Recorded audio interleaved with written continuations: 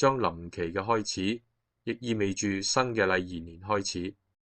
而將臨期係想提醒我哋，必須時時刻刻都要懷住信、望、愛三德去期待基督嘅第二次來臨。期間嘅讀經會提醒我哋要期待同埋悔改，因為天國臨近，我哋應該準備好自己，改變自我，學會互相寬恕，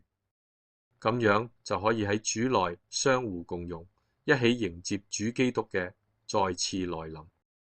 咁大家有冇諗過，我哋點解會期待佢嘅再次來臨？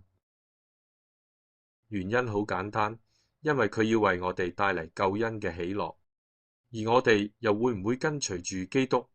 將呢一份喜樂帶到世界每一個角落呢？就係呢個時刻，我哋就應該要全心全意去祈禱過我哋聖善嘅生活，盡快將自己改得盡善盡美。另一方面，就好好咁靜待基督嘅來臨。